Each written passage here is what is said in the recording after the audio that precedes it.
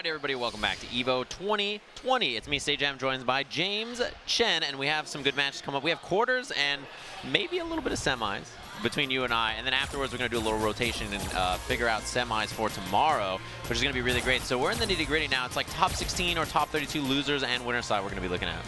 I'm just upset that Callisto started us at a 2. He didn't even give us a 3 count. He gave us a 2 count. Yeah, instead of saying 3, 2, 1. For those of you at home, yeah, he was just like 2, 1, go, and I was like, okay. That's kind of a 3 count, right? Like 2, 1, go, I guess. Yeah, but we're, as you mentioned, we're here, of course, in Makuhari Mess Hall over here. Yes. So for EVO 2020. Yeah, we're going to see a pretty interesting match. We have Momochi coming up, everybody's favorite Smash player, and also the reigning EVO Japan Street Fighter champion up against Nuckle, one of the few Western players out here, obviously, besides maybe like Mr. Crimson, who's doing great, is in top 16 winners bracket, one more for him for top 8. So it's really cool to see so far as Nuckle is contemplating the character choice. Uh-oh, the blind Looks pick. like, oh, really? Oh, okay, they're going blind pick. But of course, Nuckle still here on, you know, sponsored by My Wallet, on Team My Wallet. AKA his own wallet. Literally paid for himself to be here. His wallet. You know what I love about this is like they had to call for a blind pick, and unlike usual, the TO walked up to Momochi and was like you know, trying to figure it out. It's like normally they walk up to like the US player because we're in the US, but like they walked up to Momochi and he had to explain the situation. So they're doing a blind Shoes pick. on the other foot here in Japan here. I mean, because the situation, as you guys know, right, both of these guys have a lot of characters. So Nuckle was hovering over Mika, and then Momochi like went to Zeku, and then they were switching around, and they both kind of looked at each other and laughed. So they are going for a blind pick. G and Poison? Yeah, I'm not that surprised. Okay, okay. Poison is such a good character in this version. Yes. I think she's a bit divisive in her matchups. She has some matchups that are very good and some at the top level that are maybe a little rough, but I really like this choice so far. And yeah, Nuckle played a lot of G last season, a lot of G this season, I'll expect. Yeah, I mean, I feel like G's actually become his main character at this point in time, but I just gotta say, I really like that color of Poison right there. It's great. And I think G in this version is very good, as well as Poison. You know, you've seen a lot of Poison if you're watching NLBC. You've seen Idol playing a lot of Poison. Obviously, closed out Capcom Cup with that character, but very, very good. She's a character I think you'll expect to see a lot this season. Right. It's going to be an interesting dynamic in this fight here. Obviously, Poison kind of wants to play a pseudo, you know, stay away kind of game, and then G is just going to try to get in your face. Yep. But obviously, G doesn't have a lot of defense, so even though Poison likes to play a little farther away, if you knock him down, you got to take advantage of it like Momochi has been doing really well so far. Yeah. The one thing about her, too, is that she has weak answers to stuff like punishing lunge punch from G, regular lunge punch, although so far, close to Dizzy. Jump B skill, very safe option for Nuckle to kind of put that on the screen. Oh, got him low, was standing, but a little too far away from that full flame kick to hit. Yeah, goes low smash, no cancel, something Nuckle does a lot to kind of bait people. Regular jump in. You can see Momochi's worried about anti-air because of the B skill. Here we go. What's the mix-up? Nothing. Okay, Momochi did nothing, and Nuckle was trying to get him to react to something. Yeah, still a very winnable round for Nuckle, especially on the mid punish. Too far. Oh, trying to command throw. 12 long frames. Well, here we go. Now, this is getting dangerous here because all he needs is just the one hit. But he doesn't have any meter, Momochi. So, yeah, he's just going to hit standing light kick a lot. Standing heavy punch, try to put that whip. Oh, and the flip out of the air. Exactly as planned. To clip him out of the air with Love Me Tender. Perfect. That's exactly what he was looking for, clearly. But yeah, you see that matchup. I mean, this is very volatile, right? She can keep G out a long, long time, but there's a lot of instances where she can get in. Yeah, EX high deal. There's that B skill too right there to be able to extend the combo. And then goes for the meaty, but Nuckle was in the air, so not going to get the full combo. Here comes Nuckle. Yeah, big combo for counter hit wheel kick. Gonna take the pressure, as you often do, mid-screen, especially with G. Yeah, especially against someone like Poison. You want to keep going. Here's the command throw. Gonna be close to stun. One more mix-up and stand light punch from Momochi on that shimmy attempt. Yeah, dash up regular throw. There's the big crush. The crush. Yeah, we'll get a knockdown here to remove the level. Heavy heal, dashes up for the pressure. Many times now, Momochi has gone for the meaty throw. Yeah, doesn't want to deal with that mix-up. Very similar to V-reversaling Mika drop kick. But the V-reversal means Nuckle has no critical art and, you know, or no V-trigger, but he's kind of in a weird spot. You would have imagined he wanted the activation. Yeah. He's got a very weird amount of resources that don't really amount to something that he can use. Yeah, I mean, he has the X rush still, so try to whip punish. Yeah, like right there, you can whip punish that with the X rush or punish. And one of the nice things about that, you know, poison crouching medium punch works so well as an anti-air, even against G's little, you know, body splash, which has caused so many people problems. Time is ticking. Nuckle do with the empty jump there. Was maybe looking for the crouching medium punch. And the EX overhead. There it is. It's so good in this version. It beats throws. It's extremely fast. It's overhead only -4. So it's like one of those moves that it's kind of like a why not? Like, why not throw it out? So now the question is, with that blind pick, was this what Nuckle was looking for? Was the G versus the poison, or was he looking for something else? Yeah, I think we're going to see the switch here. Yeah. Question is, which character for Nuckle that he'll go to? I could see Cammy maybe. I could also see Guile. Guile's great in this version. We saw a button select, so I got to imagine Nuckle switching buttons, maybe because he's playing another character. Switching to 3 punches. I wonder which character that would apply to. This looks like Momochi's trying to ask that same question. Yeah, the arms crossed. Like, what has he got up his sleeve now? Triple punch feels like a Guile to me. Mika. Okay, so he basically wants to lock down and just start mixing up poison as soon as he gets him in the corner. Yeah, I mean, one thing about poison is point blank, she's really powerful. She has good 3-frame, good frame traps. You know, right outside of that, she has really far-ranging stuff with the whip finder stance and also just like her standing heavy punch. But she has a little dead zone there, and that area makes it a little weird, I think, for her to contest with stuff like drop kick and like Mika's forward medium kick. You can kind of like bully her with your really fast standing medium punch and just like check her constantly in that range where she's not as comfortable. All right, here we go. You see him back off right away, just building up some damage with the microphone. Yeah, spikes hit, double dash, brimstone, the Nuckle special. That good punish. That target combo definitely negative, and there Nuckle challenging gets the regular throw. Not going for the command throw, and there you see having that option to be able to change your jump arc is always a nice thing to have. Wow! Just stands here. Nuckle tried to do the crouching medium punch, but looked like just did it a little too late. He's in with the drop kick. You can see this range is a little tough for poison. Even when you get pushed out right here as Mika, her tools are really, really strong, I think, in this range against poison. Throw tech. You see that crouching medium punch again, so good at stopping cross-ups, but then the regular jump from the front might have been one of those situations where Momochi was thinking the body splash was coming. Yeah. So it works out for Nuckle first round. I think probably the way he wanted in this matchup. As you see him just dashing, jumping, trying to throw off the timing from Momochi. Punish. The steady light kick to the light heel. Oh, he's in with the cross-up. Oh, no cancel. Missed the cancel. Interesting. Not an error that you see often here. And again, yeah, doesn't want to deal with the mix-up. Poison vacuuming you in, getting +2 on that. Yeah, the EX heart rate, very, very good option. Ooh, he was already way in the air. Nuckle going for that dash command throw. A lot of resources for the EX anti-air. Nice. That whip is so good as an anti-air. Yeah, look at this. Nuckle down and by a lot of life. Now, obviously, Mika can get some momentum going, so Nuckle he's still not completely out of this. He's got that V-trigger as well, but not sure how to activate it yet. He's probably waiting for a whip to whip so that he can try to call in the dash go on reaction maybe, like a crouching heavy punch. Oh, here we go. Well, he's going to actually get the mix-up here, and now he's in danger of chip, though, the jump over. Oh, he's going to go for it. He's good. Is this going to kill? Is this going to kill? Not enough, and you have to watch the critical arc chip. Yeah, jumped over. He made it over. He made it over. There you go. Nuckle with the read in that situation. That's the big thing you got to watch for in that moment. Momochi went for it, and that critical arc, the speed of it buffed in this version. It's super fast, has a huge hitbox, but Nuckle had already cleared it, expecting that. Momochi pulled the trigger a little early, and because of that, it gets over. But I mean, character situation now is in favor of Momochi. He can go for the switch, right? If he wants to counterpick the Mika, he can go to any character he likes as we see him go back. Now the curiosity is which character is he going to try to go with the counter Mika? I'm guessing Kolin, probably. Like, of his characters, obviously Zeku is another character. He plays a lot of Kolin.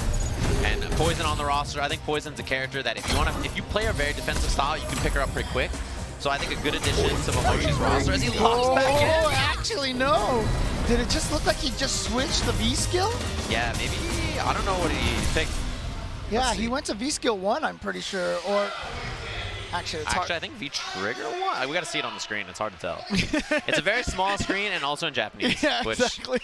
Which throws me shoe on the other foot. Exactly. I think, yeah, that's what I thought. VT1. Oh, yeah, okay. V-trigger 1. Yeah, I wonder if the command throw is an option that he wants a little bit more of in this. It's interesting, or maybe just the extensions on his combos. Walk under. Wasn't expecting that, so Nuckle did not have the cross-up button ready to go. And now here we go, in with the drop kick and regular throw. Yeah, if you're close, that's a very good option. It just depends on the range they block the drop kick at. Big jump. That's like the third time he's gotten that big jump on the crouching heavy punch. It's a good read on the timing, and there we go. There's that meaty with the towards heavy kick. Why is VT1? Yeah, VT2 is the command throw. You know what? That's right. I'm tired, chat. Raw activation. I think very good at this matchup. That was Nuckle Dude's one mix-up. He makes it another. He has critical large. Ah, okay, there we go. But it's not get the kill. Oh my! Could you imagine if like Dude had buffered Fierce or something right there? Yeah, I and know. a critical large? Like that was a dangerous range. That dangerous Momochi dashing up with the jab. Yeah. Here we go, Nuckle Dude trying to make those reads with the jump in again. He's in, and here we go, the corner situation, regular throw again. No anti-air, no crouching medium punch. Yeah, I wonder if the range made Nuckle Dude unsure or if it was just far enough away. Wow, the Fierce. Yeah, speaking of far enough away. Oh! Great confirm. This does a ton of damage, by the way. The one hit whip and a critical. Yeah. Look at that. But look at this, Nuckle Dude sitting on full resources now. Yeah, I worry about spending that meter early because, you know, now you have nothing as poison. So basically all you need is just one good hit and then a V-trigger activation and critical arc can probably do it. Well, no, never mind, he's gonna activate. He's got the hit right here. So now one mix-up. Yeah, Momochi's been jumping a lot, so I like Nuckle Dude not command throwing yet. Oh, missed the confirm What in side? the front. That Nuckle Dude cleans it up, and I think that's the danger. If you're poison of spending meter, you don't have like critical art as a threat anymore. You don't have your EX to anti-air or like, you know, threaten anything on the ground with EX heart rate. Final round, and Nuckle Dude coming in here with all that meter saved because he did just spend the one bar on the EX. Beautiful challenge from Momochi on that sequence.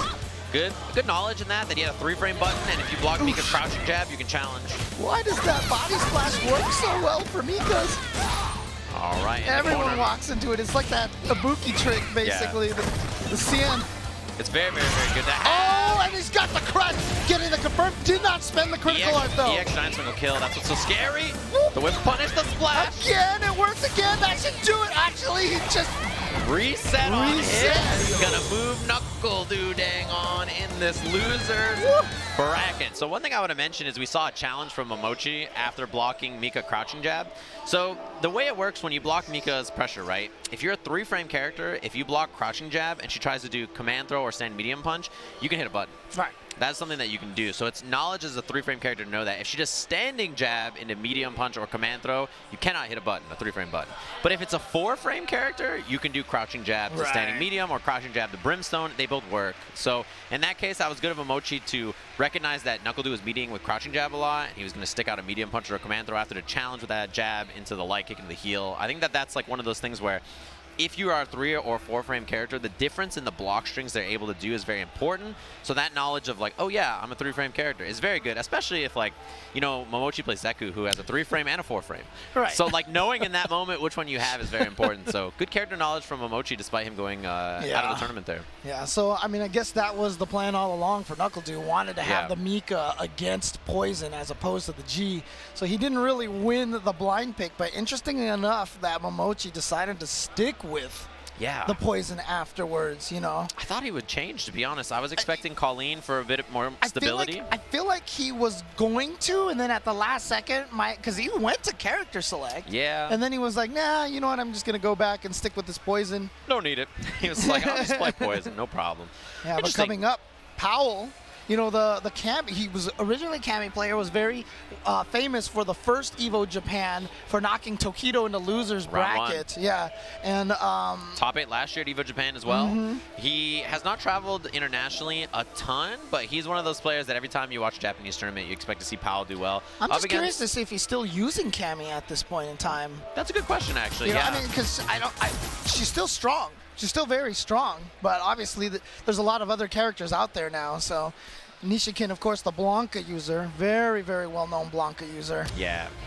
You know, had a lot of success in Street Fighter 4 with Blanka. Won a couple of big tournaments in Japan with that character. And somebody that I always like watching as well. I think he has a cool take on the character. Blanka is not super popular, but I think pretty solid in this version. And that's the cool thing is that I say solid, like, you know, he's in a good spot. He could choose to play solid, or he could choose to play like a little crazy, right? It's kind of up to you. Do you want to play a little wily, or do you want to just play like a slow and steady style? That's up to you, and I think Nishikin is one of the best at like switching between the two. So we see them hanging out here. Just really curious to see who Powell's going to go with. They're having a little discussion here, trying to decide something. Not sure what's going on. Yeah, maybe it's, oh, that's Tara. Tara's over there on the stage trying to help out.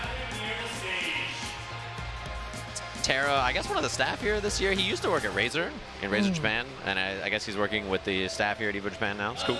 Yeah, so this is a loser semifinal. So whoever loses this is going to be sent home out of the tournament. Yeah, losers bracket. In case you guys are curious, smash.gg, you can check that out and see where all the brackets are. We have our top 16 winners set, and that will be 4 matches to determine who's going to be in top 8 winner side. And then we're trying to catch up on the loser side here, so that's what we're currently looking at. So the next like 3 hours or so is just going to be a ton of qualification matches and a really, really solid kind of nail biters between everybody trying to go from the top 32, top 16, top 8, which will be tomorrow for everybody curious. I'm excited for that top 8. Players, coming up here. And it's, you know, it's exciting too, because obviously this is the first this size of a tournament for the new season. Right. So we always get to find out a lot of stuff. Although there are probably a lot of players here who haven't felt like they're comfortable enough yet with some of the new stuff. Yeah. Right. So they were just kind of going with what they know to try to win EVO Japan. I'm pretty sure it's going to be similar as the past years. If you get top 8, you'll probably get that Jesu license as well. That's a good point, yeah. And also, I mean, you know, the patch has been out for a month. It's a good time to test stuff. There's 1,500 attendees for Street Fighter, so the bracket is humongous, as you mentioned. We've had a few other tournaments in the U.S. and other places where there have been, you know, a lot of people for Street Fighter, like KIT and Frosty as well, and also Red Bull Kumite in Japan. But this is the largest open bracket tournament we've had since CE came out, and it is a really tough one. If you look at the brackets, tons of your favorite players are out of the tournament already, and you're like, oh, how did that happen? That's the life of Street Fighter 5 now.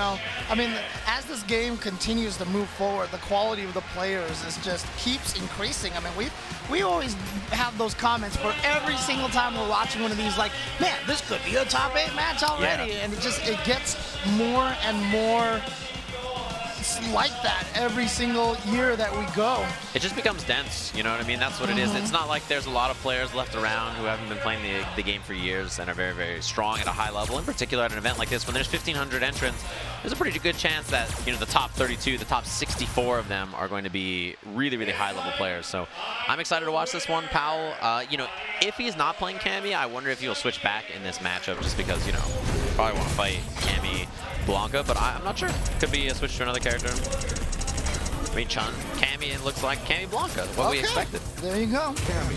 That's actually kind of cool for me to see, because I mean, obviously last season Cammy had that mass exodus. In 3, there was just like Cammys everywhere. In season 4, there was like this mass exodus because a lot of them just went to Karen because she was just basically the better Cammy. At this point in time, Karen has been nerfed, so.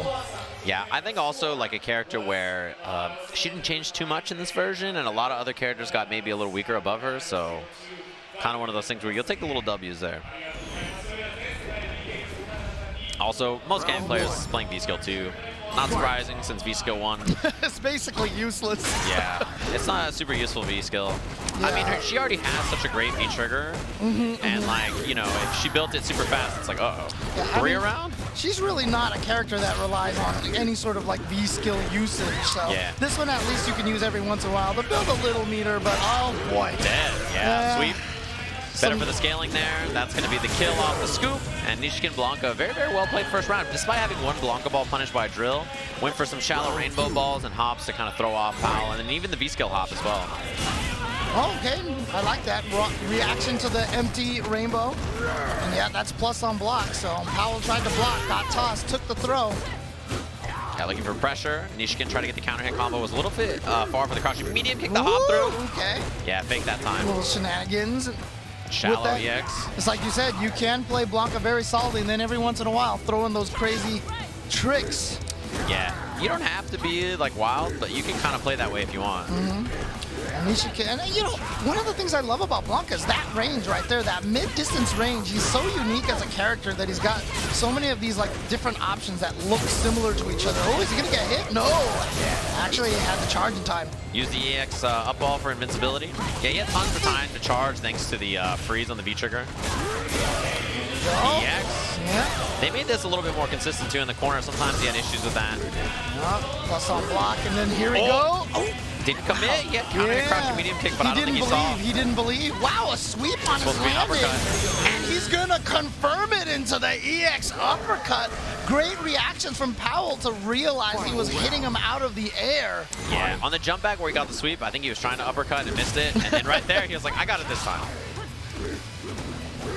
Hop forward, caught him low. He'll probably never admit that. He'll be like, I totally was trying to sweep, you know? It's all Nice. me. Standing medium punch, anti-air, the back medium punch. Yeah, shallow rainbow balls. The light kick rainbow ball is very good.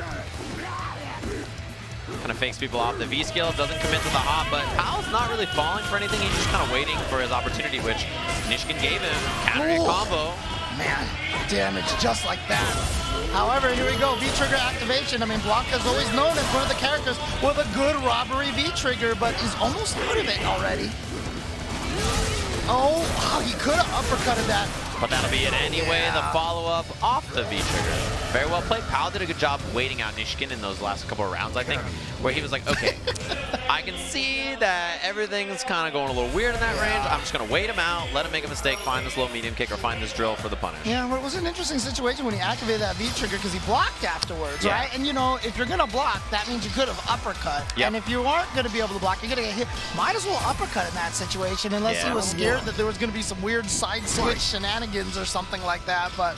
Yeah, just didn't commit all the way. I think it's not the end of the world. Yeah, I took the round anyway and took the match, so he's still in a good position. Wow, uppercut reached on the shallow rainbow. So much horizontal range on Cammy's uppercut. Oh, did you see the triple dash to chase him on his wake up? Good read from Powell, and here we go. Goes for the classic, and it works, gets the stun. Yeah. EX, yeah, but it's not enough. Okay, that'll do it. That was like one of those ones where like Cammy gets the dive kick and then the uppercut will stun, but then the light kick dash under works anyway, and you're like, oh, all right. It's hard. Honestly, after the dive kick, it's really hard to tell what side you're going to be on a lot of exactly. times. That's why it happens a lot of the time. So that's why. Oh, look at that. V-skill too. Oh, here we go. Got caught by the cross-up. Yeah, hop forward, gets the back throw. And see again, he's got so many of these little options where he goes into the air. It's hard to tell if which ones he's doing, and that's I love that about Blanka. I think he's such an interesting character at that range. Yeah, double back hop there from Nishikin. Back hop's great because it lets you keep charge. Yeah, raw drill is still a threat too, so Nishikin can't get too comfortable going for stuff like that. Oh, okay. Could have been a bigger punish, but... No, caught him out of the air, so not going to be able to confirm it. Actually dashes forward, and Powell is going to take advantage of this. This should kill. That'll do it, yeah. Clean advantage in that moment, realizing the down jab was going to hit, confirming the target combo, uppercut. That does a lot of damage. Yeah, so there you go. Powell, again, being a terror and being and making his mark at EVO Japan as he does year after year after year. And again, it's just the reason why we don't hear about him much is he just doesn't manage to travel as often as a lot of the other players, you know? Yeah, and then every EVO Japan is like, man, I'm good. Just shows up, plays fantastically. It was a really impressive performance. So it's always fun to watch Powell play too because it's somebody you don't see that often and has taken out some big heads, right? Beating a lot of really fantastic players here. So I'm always excited to watch Powell play. So a player we haven't seen in a while coming up next actually with Poongko. Yeah, that's right. I've seen that he's been jumping back into the Street Fighter V mix. Kind of excited about that. Poongko, of course, well known for the double perfect against Daigo at EVO Top 8 in 2011, I think it was. Yeah, 2011. And then, you know, the gamble set style. Yeah, and Seth is coming back soon, so obviously maybe Poongko's maybe that's why he's Street Fighter again. Yeah. Well, I'm sure the character's going to play very different than how... And, you know, even after Seth, you know, kept getting nerfed a little here and there, Poongko had to learn a very different style of play outside of the gamble style. And so Seth was such a good character, even after getting nerfed a few times. Remember when Seth had jump back fears in Street Fighter 4? Neutral fears, too? I mean, like... So good. If we never stopped playing vanilla Street Fighter 4, it would have just basically been set all day. Yeah, there's a lot of characters in vanilla that turned out to be just absurd that people didn't realize. With all the stuff that we figured out about the game, and you know, because Street Fighter 4 was kind of the resurgence, you know, at that time, you know, kind of bringing life back into the Street Fighter franchise, you know, we were all still learning a lot of the science and everything like that, but nowadays, you know, there would have been 6 Fs in top 8. Street Fighter 4, if it came out today, we would have like figured it out. 6 Fs. 6 Fs. Only if it was DLC. Yeah, it depends on how much it costs. Only if it was DLC. That is like maybe the best purchase ever. It's like you just look at it, you're like, dang, I'm making plenty of money off this. No, jeez. Easy peasy. Gotta defend your neighborhood, man. I understand. I love my neighborhood. Oh, man. I don't know what you're talking about here, Me neither, dude. Seth. I'm not gonna talk to you. Yeah, Seth, there you go. There you Wait go. to try Seth. Poongko coming in here.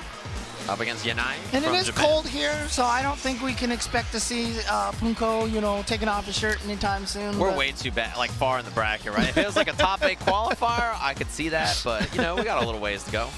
Oh, man. Cool, we have a lot of great matches coming up. It seems like Inaba is going to be up against Yuzuponzu next, which should be a great match. And Jimmy One, who I saw just tearing it up in the bracket all day, up against the former Capcom Cup champion in Gachikun.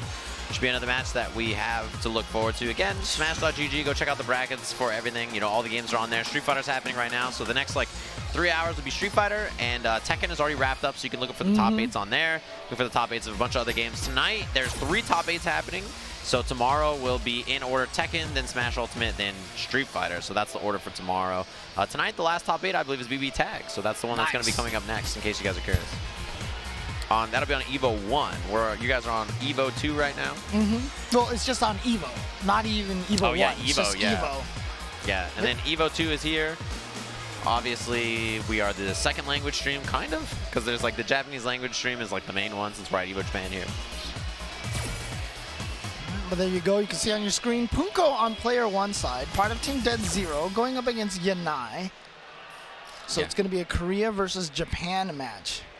It's great. I mean, I'm excited to watch this. It's interesting, too, is like, there's a lot of players that are from Japan here, obviously, right, because the event is here. But it's cool to see the players who are coming outside Japan having a lot of success. I brought up Mr. Crimson, who's in the top 16 winners as well, and Nuckle Dude we just saw take out Momochi, last year's champion. So it's cool to see other people show up and come out to Japanese tournaments. They're notoriously difficult to win. So like a non-Japanese player doing well here is very, very impressive. Just the scene here is incredibly talented. And hardworking, right? Yeah, I mean, we've seen it. Like, I know right now on the mainstream, you know, they were playing Samurai Showdown. That was all top 8 Japanese. Yeah. But shout-outs to the Soul Calibur scene. You know, I tweeted this a little bit earlier, but US won over here this year. Last year, of course, France won, but then, you know, Japan won at EVO Worlds. Yeah. I mean, that game is doing very healthy globally right now. For sure. So that's always cool to see. Abigail, yeah, a character that Poongko's been playing the most, for sure. Yanai G. Please tell me he uses the tire. Please tell me he uses that. That seems like such a Poongko thing to do, is use that tire. Yeah, the tire is just despicable. I love it. It cracks me up. It's just such a funny V-skill. It's so good. It's so good. I love it. It's just, not only did they do a good job making it like a very interesting V-skill, but it just gives Abigail a lot of personality too. Yeah, so you gotta be careful about doing it in neutral though, because of the, exactly. I was gonna say the fact that you can smash it or you can dash command throw. All right, so Yanai trying to build up some presidentiality levels. Got to level 2 now. Maxed out. And now just spacing out, trying to see what Poongko is going to do in the neutral here. Got the tire out. There's the tire. Yeah, tough to do anything about it. This fireball is really dominant against characters like Abigail. I mean, Abigail has a little bit better time than Geef maybe, but it's still not great. Yeah, he's got a low jump, so, you know, can get clipped by the splash damage a little bit. Yeah. But, you know, the jump is low enough that if you can make it over, you can get some good damage. Oh, no! Yeah, that could have been a knockdown, remove a level. That was a huge drop right there from Poongko. Finally got in there. Yeah, and I see the splash damage right there. Multi-hits as well. That'll do it. Yeah, tough situation. I mean, especially because, like, you know, the armor moves, it's multi-hitting. So, like, you can't just blow through with armor. Like, Giant Flip doesn't get over the fireball a lot of times either. Alright, activates that beat skill, didn't get anything out of it, got hit out of the air. And I think that caught Poongko by surprise a little bit. And then you see that crush counter. It's gonna take him actually no, he's gonna pick the level instead. That's a smart move, because we saw how much damage that fireball was doing to the neutral for Poongko. Yeah, and you need to get a knockdown here as Poongko, which is not always that easy from this far away. Like even that right there, that anti-air did not give a knockdown. Just an air reset, so he gets to land on his feet so he doesn't lose those presidentiality levels. Yeah, he's chilling right now. Feeling very, very comfortable, I think. No, again the crush counter. He's gonna spend 1 bar. How many is he gonna spend? Oh, did he touch a button? No, he did not. He was just chilling there. So it's gonna be Yanai's game, and Poongko looking like he's having a lot of trouble here. I wonder if he's got any other characters up his sleeve here. Yeah, before Poongko was playing some Kolin as well. There's a little bit more mobile, obviously, right? So it could be useful in a matchup like that. But not sure if he's been practicing that Kolin, right? So that's the question. Yeah, every time I see Poongko stream, I feel like I see a lot of Abigail. Maybe he has another character that I don't know about, but we'll see. And that's always the curious thing, because I mean, right now, even if people do have characters that we don't know about, I still don't know if they're gonna bust them out for something like EVO Japan, as opposed to saving it for the start of the CPT. You know? Well, not even that. It's like, are you comfortable with the character's changes, or like, is there somebody new you want to try, or like, you know, it's like it could be anything like that. Fiddling with the headset.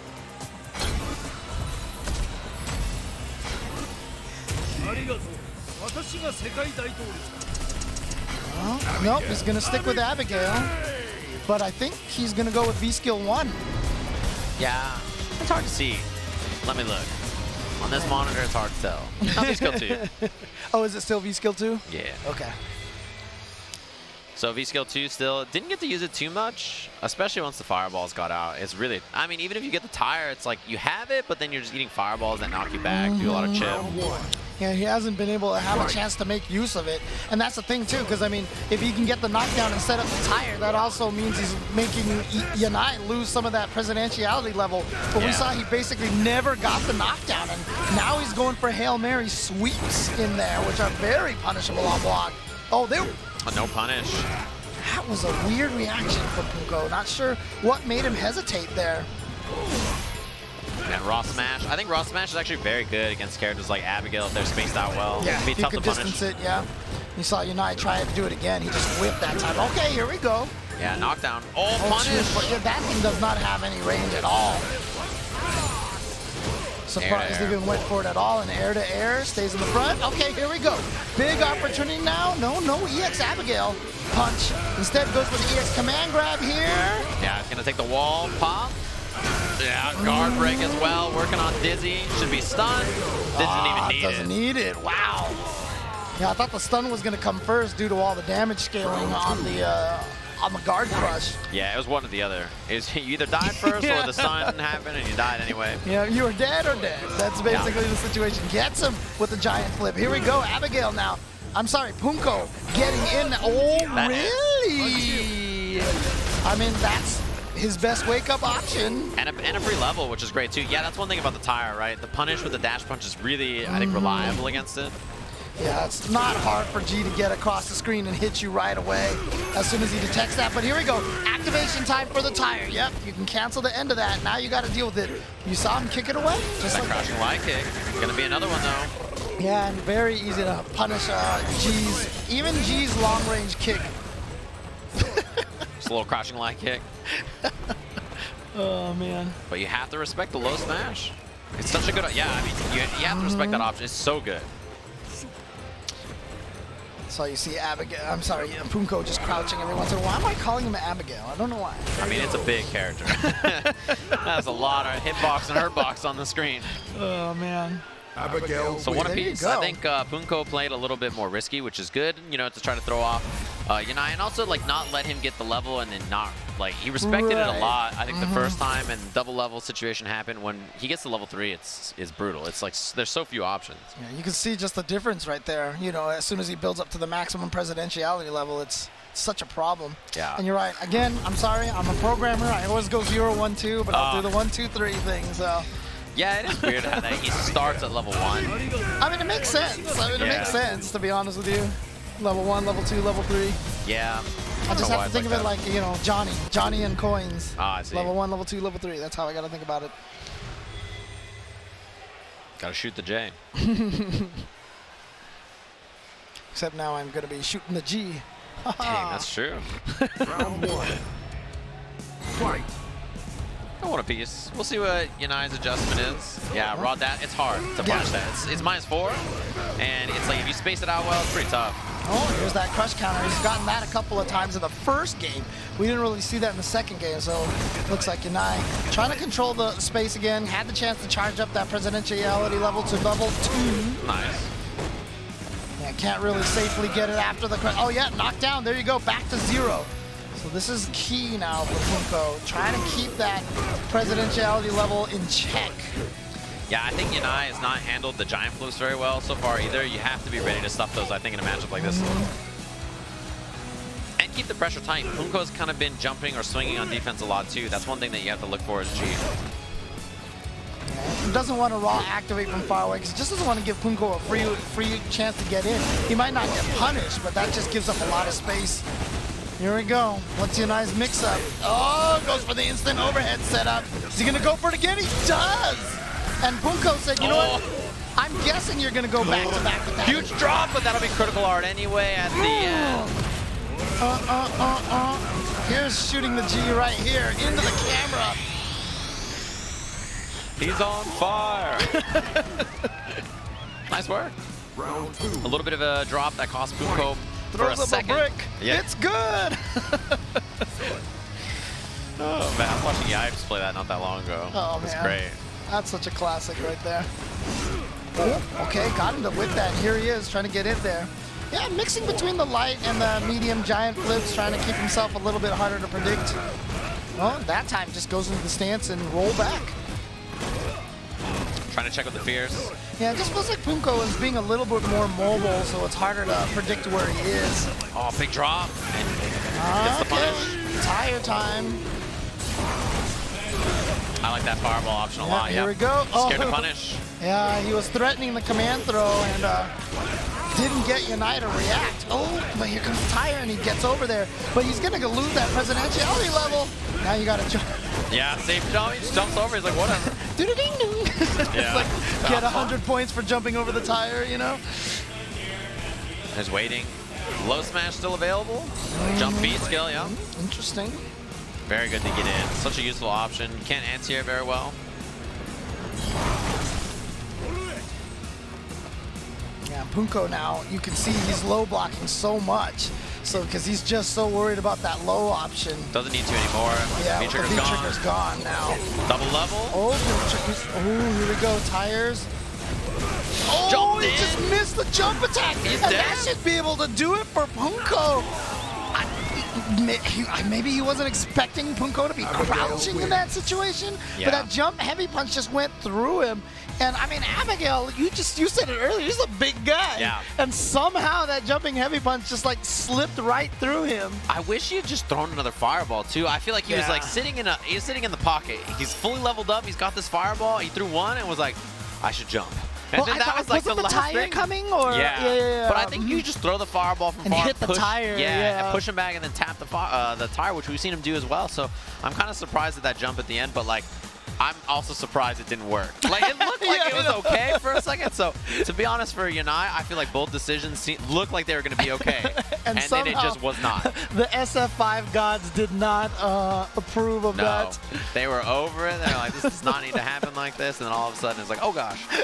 Reminds me, like 2 years ago, we had that 2018 EVO Japan where Abigail was running amok. Yes, We had that's two right. Abigails in top At the start of a season, Yeah. Abigail was terrifying at that time. That feels like that's where we're back. It's like it's time. Abigail had one season off. He needs to come back. We need to see some more of him. But I mean, to be fair, I don't feel like I feel like Abigail at that time was a bigger terror than even what would people consider the strongest character right now. Yeah. In Street Fighter V, obviously Rashid, Chun-Li are characters. Abigail, those are Very three strong. characters that people talk about a lot. lot, but I don't even think that they're at that level. And that's also just because I feel like a lot of the other characters are just stronger overall. Yeah. I also don't think Chun-Li is good, but she has some bad matchups still. And then Abigail's the same way. He's a better character, but yeah. I mean Chun-Li's just not one of those characters that just has that easy gimmick that gets you free wins, you know? Yeah. She's a very strong character, but you also have to be very solid with her. Well, if you hit Fierce Punch, you can get pretty far. She's very good in this version. It's just, you know, in this version... All right, fair. Yeah. In this version, fair. Like, there's not a lot of characters who just dominate. Like, you know, even though Rashid is, like, the strongest character, I think everybody agrees, right? There's, like, really, really powerful characters. Nobody really just dominates in the way that, like, last season, the top 3 or 4 characters were so powerful. In this version, a lot of even the strongest characters have bad matchups that they need to play. Like, even Chun-Li is very good. Like, she has matchups that are pretty rough for her where she kind of gets zoned out and she can't make it in and stuff. And I think that those matchups will be more common. So in this version, we're going to see a lot of people switching characters, playing multiple characters and stuff like that. But here we go. We've got Inaba, part of Team IXA, going up against Yuzuponzu. Yeah, great. Both of these players I see a lot actually in Japanese events, like on local events and on CFN and like traveling around in Asia especially as well. And that's one of the greatest things about having this event at EVO Japan is we get to see a lot of these guys who don't travel so much. Yeah. Urien. Characters I think we expect to hear. Urien, Bison, Vega, Dictator.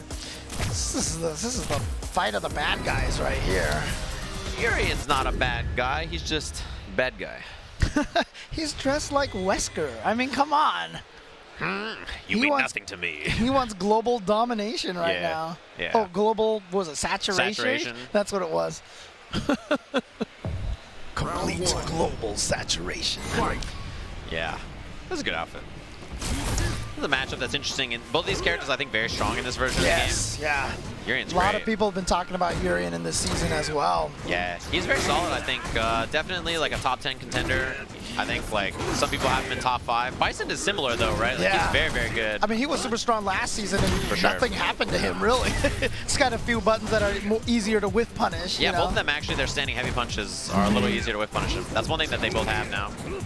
But the interesting thing is that the interesting thing about Urien is that he kind of went from having a slightly practical V skill to something that can actually set up more tricks now. Yeah, I think both his V skills are good. Yes, that's the thing. Aegis out. They're both good. They're both not great, but they're definitely both very good. Oh, I think they're both great. Oh, you think so? Yeah, I think okay. V skill 2 is so good. It's one of the better V skills I think in the game. It's really, really good. Okay. Yeah, it's so good.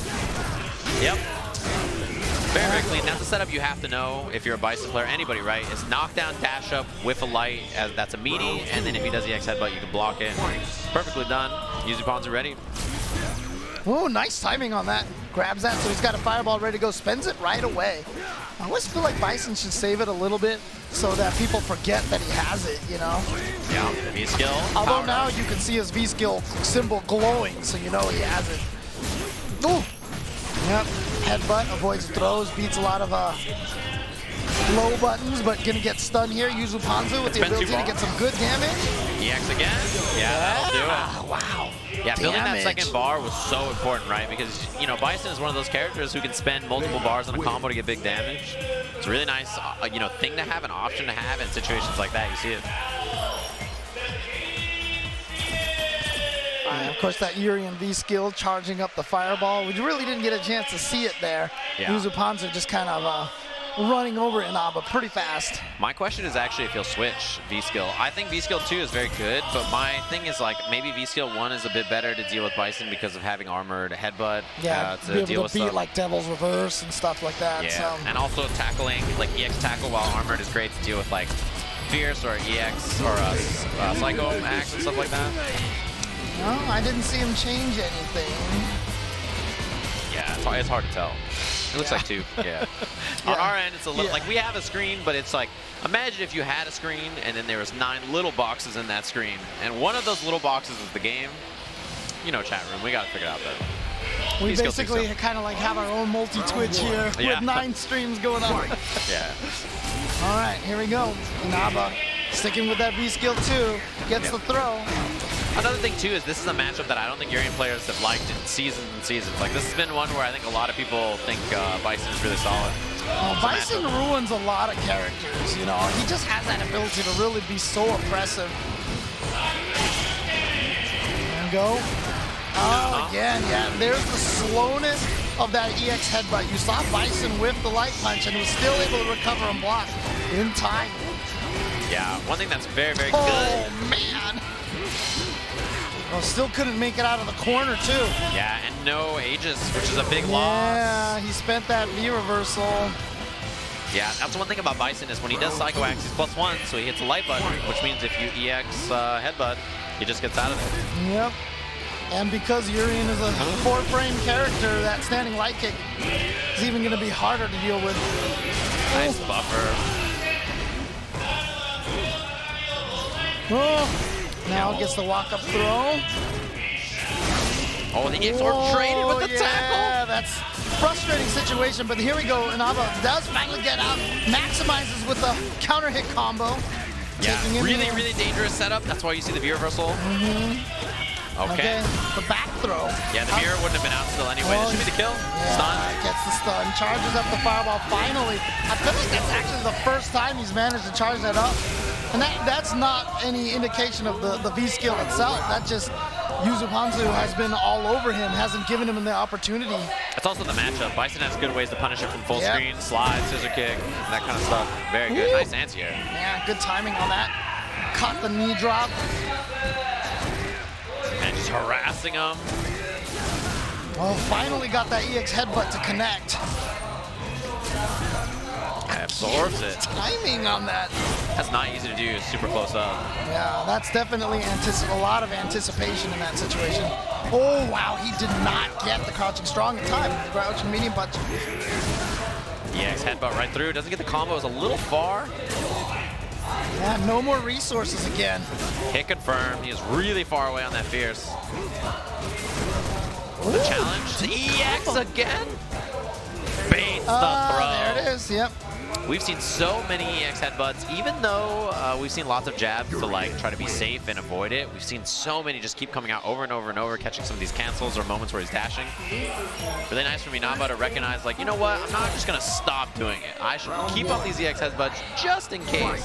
Yeah, I mean, if you let your opponent take away your options like that, you're just going to be that much easier to predict, and you're going to be just, the fear factor isn't there anymore. Yeah, you have to stick to those options sometimes to just make them think, wow, he still really did that, and then that's when you can change it up, right? Negative, so goes for the throw. Oh, wow, he actually caught him with that crouching medium kick. Didn't think that was going to reach over the stand heavy punch. Yeah, he was charging it up, so it takes a little while to get there. I don't know how Yuzuponzu's grabbing those fireballs, dude. It's ridiculous. Just ready? No, he's got it there. See, this is what I mean. He forgot he had it, but he's out of there. Yeah, that's one thing also that gets set up by doing lots of EX headbutts, command throw. Okay, what's the mix-up? Oh, this is the problem. A good read that he wasn't going to do it. Oh, the train! Yeah. As soon as Inaba saw that he was going for the reset instead of the hell attack, he said, I'm just going to land and activate this mirror, but... Yeah, he was trying to do cross-up or fake cross-up kind of setup, right? And then like he just was like, I'm going to just do down plus mirror. Just the up mirror, that's why Urien players do that when they don't know what side you're going to be on. But then just ate that on the trade and died. But look at this, Inaba doing really well here at the start. Oh, nothing, not a jump attack, no anti-air, nothing. Yeah, best option would have been heavy kick, I think, from Urien. Yeah, it was just like oh, there we go. Oh, he walked into that one. Yeah, he was ready for it. Bad spot. Urien has no meter for a defensive option. Yep, and now you got to deal with this mix-up. V reversals, the bomb is gone. Oh, it hits the combo after. Yep, and there you go. One thing about that V skill is you get those extra extensions with the crouching heavy punch and stuff. Yeah, you get tons of damage. So many extensions off of that. Big jump, a lot of meter for Yuzuponzu as well. He spends 2 of them. The dash okay. Saw him backdash there. Largely probably expecting Inaba to try to jump out of the corner or something. Oh, he baits it out again. Goes for the throw to get maximum damage and post-combo damage. And there you go, Yuzuponzu with the game. Close set, though. It looked like Yuzuponzu was kind of running over him at the very start of that. For sure. Inaba did a good job tying it up on game number 2, but Yuzuponzu still able to come out on top. Yeah, and little things matter a lot there. For the stun at front throw, that's optimal meter build for Bison is front throw, and then that allows to build that extra little bit of meter so that afterwards, yeah, the Flame EX Psycho or EX Scissor Kick at the end to get the kill. Really smart stuff too to know, like in that moment, like okay, I blocked this. You know, he's been doing tons of EX headbutts, punish with front throw, get the kill. Right. I mean, the standard thing that you would do after blocking that is go for the crush counter, Yeah, etc. roundhouse. But the crush counter would have scaled the damage a little bit more, so that front throw maximized everything. Really, really smart decision. Yeah, I like it a lot. As we see, our next match is going to be coming up here. Jimmy, who's been carving his way through the bracket. Up against Gachikun, Jimmy won. We're going to see from Japan. Yeah, and we see Ryusei Kawano is another match we're going to see, and Mizuha versus Crusher. Mizuha and Crusher are 2 CFN players, but Mizuha comes to offline events as well. It's been to the US a few times and other regions, but yeah, a lot of players you guys have probably frequently seen travel around the world and stuff in the next few matches we're going to have coming up. Yeah, I saw earlier on stream Gachikun had a crazy comeback to take the round against his opponent. I can't remember who he was playing against, but was down by a lot, made the comeback. Gachikun, of course, former Capcom Cup champion. Yeah, a couple years ago now, I guess. Has relinquished that to Idom now. Man, Idom is the Capcom Cup champion. Sounds cool. nice, dude. Yeah, that's cool. That's very impressive. Nice. Yeah, I just still imagine Capcom Japan. They're like, we need to buff Laura. They buffed Laura, and then they saw Idom, and they're like, oops. She's good, and also, you know, he's playing Poison too, which is a great character choice too. But I having both of those characters. Yeah. And you know, you have Street Fighter League to thank for that, Ryan. I mean, the free Laura situation really kind of inspired him to learn another character. But you know, to be fair, the Laura buff was pretty justified. She wasn't that strong of a character last season, and it was really more Idom than anything. I mean, even still in this version, I think like when I saw a lot of the Japanese tier lists, they didn't have Laura that high. Yeah. Still, they were just kind of maybe B tier, maybe A tier, like just not super great. And it was a very similar to Rashid's situation too. When everyone saw V-Skill 2, they're like, oh my god, look at this crazy thing. She like jumps at you with Fireball, and then turns out, you know, V-Skill 1 probably still. V-Skill 1 is just so good. Yeah. There's so many good uses out of it as well. Like backsway is useful, forward is useful, overhead is really, really good as well. And just all makes of them, her mix-ups that much stronger. especially in V-Trigger. Yes. So like, you know, they just kind of combine very well. And not having that is, I think, pretty rough, yeah. All right, so here we go. We're gonna get Claw, aka Balrog. If you guys are from the Western scene, wondering what's going on here, of course, the character name changes when they brought over Street Fighter 2. You know, like 15 years ago, 20 years ago, 30 years ago, something like that. Yeah, I was gonna say, a long time ago. The number was bigger than my initial brain wanted to allow it to be. I mean, for reference, Super Turbo is 3 months older than me. It came out in February of 1994. Here we go. It's going to be Nijimi 1 versus Gachikun coming up here. And, it graduated in my class from high school. Yes, it's my year. Oh, man. 94. She's going to call you Seijam Turbo from now on. There you go. I'm ST. Yeah. Steven Leon X is what you're going to be in Japan here.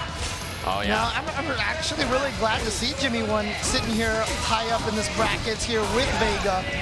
Yeah, I received a lot of good changes in this version, especially to like combo route options and pressure. Nice, but a little slow on that punish on the throw whip. Especially like a couple of buffs, quad normals and unclawed normals with stand switches and stuff. I think they're very, very useful. And V-Trigger versatility with V-Trigger 1 I think is very useful too. And isn't he like the only character? Oh, there you go. There's that V-Skill 2. Yeah. And isn't he the only character that got like a new move, a new special move? Is he the only character? I'm not sure. But he did get one as that kill. Wow, barely. Last hit was just enough. Yeah. I know, there's so many characters now, it's hard to remember too. I was like, did anybody else get a new move? There has to be other new moves. Yeah, there has to be somebody. Okay, to the corner now. Again, Rashid, this is why he's still such a good character. And there you see right there, why V-Skill 1 is such a valuable tool. That fireball, the wind shot into V-Skill 1 is still such a powerful way to approach your opponent. Yeah, checks him low, and the medium swipe as well. I mean, Jimmy's in trouble. Oh no, he just walked into it. Yeah, and you see Gachikun just hanging out, sticking out those mediums. Punish. I'll save. That jump was so scary. Oh, man. Oh, chase down. right. Has a chance. My. 1, 2. What's it now? Oh, the He chip. baited it out. Yeah, but he went knew back. it. He went back so that he couldn't get the punish, and now the Yeah. V-trigger's out. Just waiting, chilling. Runs up. Oh, high or low? Neither. Just wait for the stand light punch. Oh, the punish. Yeah. I mean, in that situation, too, like, Gachikun just ran up, jabbed, waited a second, crouching medium kick, try to check him, see if he's going to block overhead or something like that. Didn't go for it. Very well played by the champ. Round 1. See that stretch, too. He's like, all right. Gachikun just always has this expression on his face like he's quite happy with what he's doing, but feels Yeah. like he needs to do better, you know? Yeah. There you go. Got the slide that time. Yeah, and that's one thing, yep. There's that new move. And interesting enough, they made that a charge attack, too. Okay, here we go. Activation. Gotta watch overhead or low or left, Nice. right. Yeah, good reaction. But then, yeah, you're just blocking that whole entire time. Finally get opened up, and there you go. Stun. V skill 1 rolling on in there. How much damage can he do here? Is this Kill. going to be an F? Yeah, especially if he spins the bar. He just got that meter. Yeah, he was gonna have heavy mixer after that too. A lot of damage. And it's nice because in that situation for Gachikun, his heavy mixer didn't hit all the hits before the stun. So what ended up happening is that he did get even more scaling. Still see though, you know, even with all the changes that Vega got, they're very useful, I think, but Ooh, here we go. EX command throw. It's got another meter. Yeah, this time Gachikun challenging right away. And speaking of challenge, yeah, backdash into the 3-frame challenge. Fierce in the switch trade. Trade, but wasn't expecting that to happen. And there you go, that cross up again, catching Gachikun by surprise. It's gonna I mean, some people are probably just not used to that, don't have the muscle memory to react to that. Oh, got him with the overhead. Backdash, and there you go. Spinning mixer. Empty low, and that's the stun. Has another meter here for the EX Eagle. Doesn't spend it. Gonna use it for whirlwind shot pressure instead, probably. Yep. Yeah. There we go. Spaced himself out, made it tough to predict, and Gachikun moving on to the bracket. Easy peasy over Jimmy. Like I said, if you get that fireball into the V skill 1 plus on block, so even if they block it, you can keep going at them. It's very good. And put them into another mix-up. It's just like a free way to get in. It also makes your opponent have to check your whirlwind shot pressure, so that you can't just do whirlwind shot into roll and then like get in all the time. And also it gives you like fierce buffer into roll. It goes through fireballs. Like there's just so much utility on the V skill that it's hard to like deny. Also, roll kick activate when you have V trigger 2 is really good. There's too many uses. Nice way to get in and just be plus all of a sudden, right? Yeah, it's really nice to have. If you're too far away to get heavy kick activate or something like that, it's like, all right, I'll just roll in instead. Easy peasy. Lemon squeezy. Yeah. Top 24 losers is going to keep going. We're going to get FAV Ryusei coming up here, going up against Kawano. Yeah, match I'm really interested in as well. You know, Ryusei, it's funny because like you think about all the Urien players in this tournament and you're like, dude, Nemo? Oh yeah, He's, yeah, you're like, Nemo is so like good. Just trying He's to about do to qualify. the Ryusei eye pop right now. Yeah, always like that. Gotta have your eyes open, as Lee Chung says. You think about all the Urien players out there that, you know, this version, he's really good. You look at Nemo, you're like, Nemo's about to qualify. He's in top 16 winners. He needs one match for top 8. He's been playing Gil. Like, everybody's like, Urien is so good in this version, and you just see him playing Gil. It's like really funny. I think that is a good balance, though, to have. I think just Nemo just kind of really enjoys that character, finding a lot of the crazy stuff you can do with him. And again, you know, that's one of the nice things about, you know, Street Fighter V, the latest characters here, Season 4, Season 5. I feel like, you know, it's a lot more to explore with them. Gil is such an interesting design, the way that they, you know, gave him the hot and cold Yeah, he has a really interesting system. design. The Retribution stuff is fantastic. Very creative, and he has a good V-trigger. He has 2 good V-triggers, 2 good V-skills. Yes. See, Kawano, also in SFL last year. Very, very strong. Kolin player traveled to the U.S. quite a bit. And Ryusei, I imagine still probably playing Urien. I haven't really seen him play this season or this version at all, so I don't know if he's tried out anybody else. Playing Gil, too. Be great. I know some Urien fans out there that would be very sad if that's the case. Mad smile for sure. I don't know what you're talking about, man. Relationship ended with Nemo. Tokido's my best friend. I'm right there with you. Big Toke, that's my right, boy. That's right. You're Urien guy as well. Yeah. You know, interestingly enough, Tokido has to play Nuckle in top 30 whatever semis, top 32 losers, so that should be an interesting match. Tokido been trying a lot of characters. He used to be a Urien player at Third Strike for a little while. Yeah, I mean, when Tokido was when he came to EVO, his first EVO where he won CVS 2, he also in that third strike exhibition did the unblockable to Justin before we all really knew what was happening. Yeah. We just thought it was a mix-up, and we thought Justin wasn't blocking it Justin, properly. come on, man. What are you doing up there? Yeah. Yeah, I remember seeing that footage, and like it's like documented as like this is the time where we learned about the Urien unblockables. And the funniest thing about it is that was just during that started the streak of year after year of Justin getting beat up as the highlight of EVO. He has a famous comeback, and Yeah. you know, he's done some stuff. Yeah, I still like he's remember- won like 12 EVO titles or whatever it is. That one time he finally got the highlight with his comeback versus Yipe was like Justin's like, finally I'm on the other side of this. Yeah. Because before it was like Daigo parry, obviously there was Tokido on the unblockable, and then Su Mighty in the exhibition on MVC2. Seems like they're setting up on stage. They're having some kind of conversation. Swap? It looks like they're saying there's a swap. Well, I think Ryusei is supposed to be on player one side. That's the way it's set up right now. So I think they've got to switch sides here. Oh yeah, there's a conversation happening. He's like, excuse me, let me get by. Excuse me, my son. Let me get squeezed on by over there. You say, excuse me, my son? Yeah. I was like, sorry, my son. Sorry, my son. Excuse me, my son. Just like, gotta get by.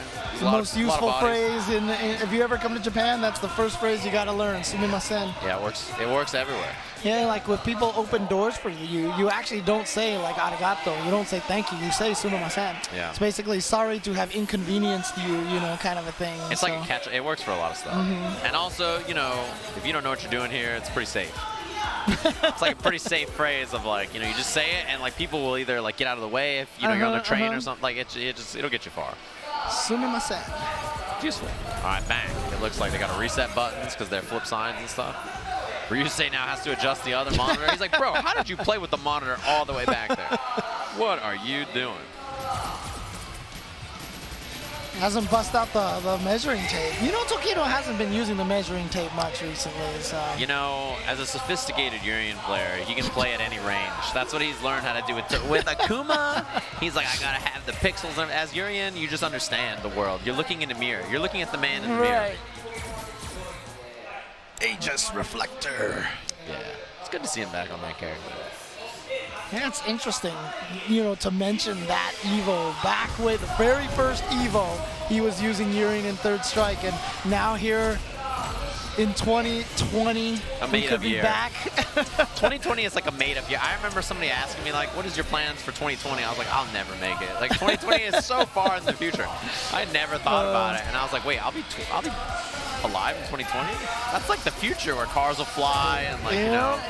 I mean, I was just even thinking like, you know, 1984, 2001, all these crazy stories with things. I mean, Blade Runner happened already. The original Blade Runner has passed. It was like 2017 or something, right? Yeah, it was like when it was like something like that. Yeah, I thought it was last year. I thought it was last year. 2019? It might have been 2019, but I can't remember now. Like the new one is in like 2049 or something, Oh, right? is it? Yeah, oh, it's okay, like, okay. 'cause yeah, that's like the title of the movie is like Blade Runner 2049 Oh, yeah, you're right, whatever you're it is. right, you're right. Beautiful movie. Yeah, but you know, the future is never actually the future. I want someday someone to do a sci-fi movie that takes place like in 2110 and it looks exactly the same, Yeah. because that's just what it's gonna. I mean, all those things that were trying to predict the future, no one predicted the internet. Yeah. Look at this. That's not Gil. Oh man. Yeah, it's not. That's I Urien. was so confused for a second. Oh my gosh. I was like, no, he did leave to the other. Oh, okay, actually. But wait, are the names?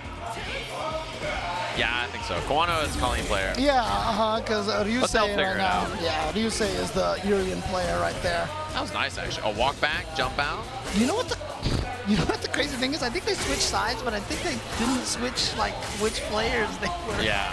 Ooh, that was a good back roll on that setup from Ryusei. Knowing that he could get out of there. Can't get away from there. She's got that crouch heavy punch ready to go. Oh, yep, there you go. Yeah, I like that confirm on that route from Ryusei. He didn't even trust the EX tackle to kill. He just did EX headbutt into the light tackle instead.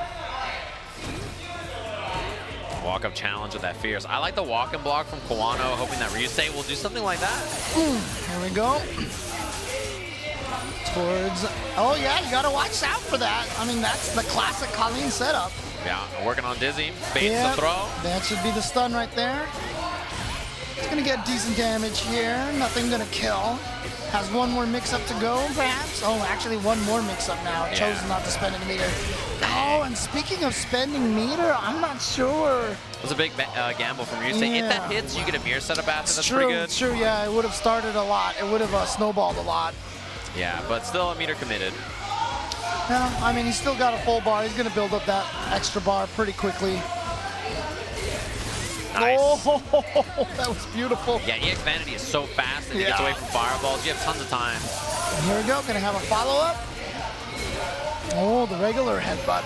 Not a proper meaty. Yeah, goes for the EX fireball. I think double hits there. Trying to see what Kawano was going to do. Nice What a whip whip punish, man.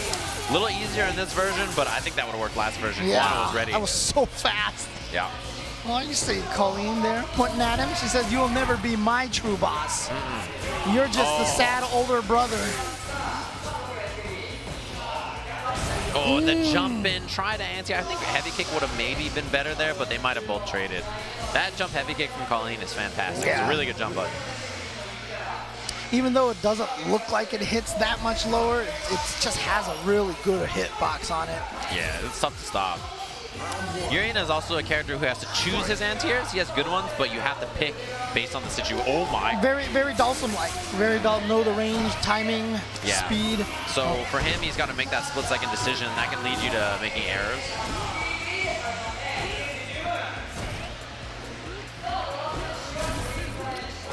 I think it's funny that this kind of is a lore matchup here. Yeah. Especially because he dressed himself as Gil. He's like, work for me, Colin. Look, I'm wearing the same stuff. I look the same. A little late for the counter hit combo. You see these backdashes from Ryusei trying to reset. Uh-oh. Got caught. And you know what? You're going to have an opportunity to activate and set up the mix-up. There it is. Yeah, not the kill quite yet. That's gonna, no, 1 pixel left. Oh boy. Oh, chased it down. Now you gotta deal with the mix. Oh, that was so smart. Goes for the Get second out one. of there. Ryusei spent a couple of bars to punish. He could have got more than that, but he was committed already to the button. Yeah, I don't think he was expecting that. He just stood up. He just tried to walk backwards, I think, and got caught on the toes. Kawano, match point. Yeah, he's looking really, really great here. Oh, big crush. You know, Kolin is another character, you know, obviously that's again, he's just ready for that. Yeah, so far it looks like Ryusei on the back foot this whole time. It's always funny when I see Urien's crouching medium kick hit and not a mirror coming afterwards. Yeah. You don't always have it. That'd be sick if you did. Counter hit combo again with a heavy parabellum. Sick for you Urien fans. We need all we can get. I'll take it. And Here the we throw. go. Yeah, look at this Kawano just being so oppressive right now. Ryusei can't get out of the corner at all. You got to be careful with these fireballs too, because you know EX can go right through. Yeah, vanity step is already there. That's a lot of fireballs for Ryusei to throw. And then checking the forward dash. Kawano gonna take it over Ryusei.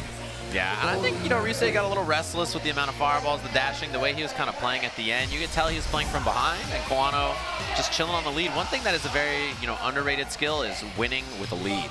It's very hard to just slow down and stuff all those approach options and not get overzealous. Yeah, and, you know, on the opposite side, Ryusei, it really just kind of did look like he didn't really have a game plan at the end right there. Yeah. You know, he's just like, I just need to do something, so let me throw fireballs that look like something's happening so I can try to dash in, you know what I mean? And that's always kind of the very, like, straightforward, direct kind of method, and Kawano was ready for it the whole time. Yeah, it was like he was trying to formulate, but like couldn't come up with anything besides that. It was like, you know, maybe I don't want to throw more fireballs because he has an EX gauge, so I could just, you know, get vanity stepped.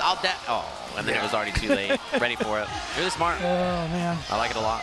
Especially because when you have a lead, a lot of people still, they can't help themselves. They hit those heavies. Yeah. They just want to hit these big buttons, and then that's what gets you caught. So I like Kawano just waiting, letting Ryusei throw a bunch of fireballs, and then a little jab on the check. It's just a good reading of the situation. You know, I think he could probably sense it as well that Ryusei seemed a little lost. Yeah. So if he seems a little lost, you know, he's not gaining any steam or momentum over there. Just wait him out. Play patient, let him hang himself. Yeah, I mean, in that moment, you're just chilling. You're like, oh, I don't have to do anything. I'm just going to hang out, wait. Hit my light kick. Like, standing light kick is so good in that. Crouching medium kick, standing jab. Those are all like really good tools to just hit. Be super safe. Well, Wait you it know out. what? Nobody, Mizuha and Crusher don't have to wait anymore. They're coming up next on the stage. Again, Yeah. we're going to have another Japan match. Of course, we're here in EVO Japan, so most of the people that we're seeing here are from Japan. Yeah, it's interesting, actually. Mizuha's a player who, like, used to play Chun-Li, won this online tournament and won a skin for the character, and then switched to Kolin. Which skin was It's like she has like red eyes or something, I think. It's just like all red. Yeah, it's a damn. very strange looking skin. I don't remember exactly what the situation was, but like, yeah, won that and then switched to Kolin in season 2, I think it was, or 2. He's like, I got these red eyes. She's scary now. Forget Yeah. this. I'm going to Colleen. Well, I think he was more scared of the nerfs. He saw the Chun-Li nerfs, so he was like, I'm out of here. I don't need this. Well, now is a good time to go back. So let's see if that's kind of the situation. That's what I was thinking. Is Mizuha used to play a lot of Chun, then switched to Kolin. Is Mizuha playing Chun-Li again at all, right? That's what I'm curious about. I actually don't know. So be interesting to see. Up against Crusher, both of them played a lot of online. And the next match as well, Trashbox versus Powell. Two players we see a lot in Japan.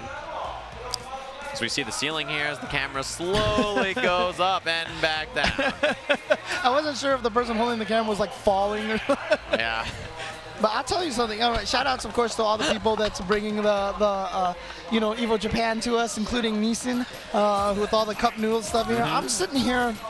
I've got they've spread it out. You've got the seaweed. I've got the curry. Yeah. I've just been doing nothing but inhaling curry for like the last hour here. You know, It's like- all I can smell is the curry. As the camera panned up, I was like, is there going to be a giant cup noodle in the rafters? That's why I was like, is this a ploy? I was like, is there going to be a giant cup noodle in the rafters who jumps in? That would have been sick. Oh, man. That's pretty good. As we see characters we expect, I think. Yeah, Crusher Birdie, Mizuha, Kolin. Oh, we're going to get potentially 2 birdies in a row. Coming up after this, of course, is going to be Trashbox versus Powell. Ooh, I'm going to see how Powell handles that matchup there. Yeah, Birdie, kind of a big loser in this patch, actually, in a lot of ways, right? There's quite a bit. Medium punch is fierce. There's bullhorns. The bullhorn nerf is very big. Crouching medium punch. A lot of stuff that really added up for this character. Yeah. But, again, I don't feel like any character was really kind of nerfed to the ground. No, he's still a decent character. Still got good buttons. Yeah, just noticeably worse. Yeah. But, I mean, you see their Crusher throwing out those standing heavy punches. Doesn't look that different so far. Yeah, as long as they don't miss, Right. the button is very good. All right, Banana out. Just I like walking the away banana. from that. Just doesn't want to deal with it. Heard bananas are very expensive here in Japan. Oh, that's interesting. And they're like 30 cents each in the US, or something, 40 cents. Like, yeah. Someone was telling a story that, you know, they went to the market and saw like a $35 basket of like strawberries and then a $5 octopus next Oh to it, my. you know. Sounds about right, I guess. Oh, there we go. Towards the corner now. Yeah, that medium punch is still very good. So is the Fierce, actually. Like, they're both really useful buttons. And there you go. Kolin, one of the ones characters can get out of the corner very easily with that double jump. Scouts the backdash. Didn't get too much off it, though. It was an EX Parabellum. Yeah, didn't spend any meter for that. And good patience. Oh, Stun. And gonna have full meter just here. like that, all of a sudden. Critical art? Yeah. He's going to go for it. And that should kill. No, actually. No?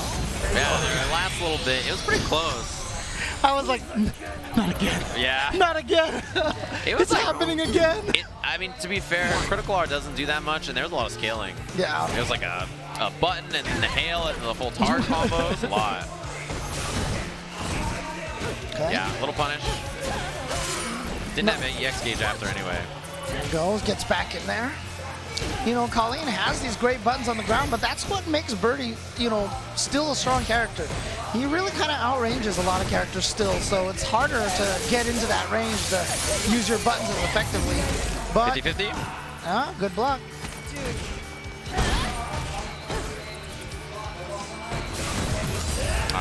activate there. Yep. Pretty minus, but a lot of pushback on that. Yeah. And hard for Birdie to find just like raw times to activate that one. Yeah, the EX bullhead into it is very good, as long as it's on hit, or on block. Yes. On hit, you want to let the second hit go. Oh, here we go. Go Low but chain. minus. Now you got to hold that pressure. Mizuha just taking the opportunity to poke with some lights to get him away. Still sitting on a little bit of V-trigger, both of them actually. Yeah, Kolin's drains so slow. Now you just need one fierce, that's all you're looking for. Oh, no confirm on this ending. Oh, wow, what a whip punish. Spends 2 bars, not enough. Oh, the back yeah, it's going to be able to juggle, but it's still not enough to kill. Oh, the jab just sticks it out. Game 1 to Mizuha there. Very well played. I think did a really good job of being very patient on the ground despite Birdie, you know, a lot of times dominating in that range. The head nod. And your crusher's like, all right. I like the head nods from fighting game players because it's either like they did figure something out or you're just trying to pretend that you figured it out. You're telling yourself in your head to do something. You're like, Right. okay, this is what I need to look for. Wow, so far it didn't combo. Yeah. That's a whip punish. So it's that little gamesmanship when you're sitting next to someone. After you lose the first game, you just nod your head like, oh, I Yeah. totally figured this out. Stun. Oh. Does a little bit of bar.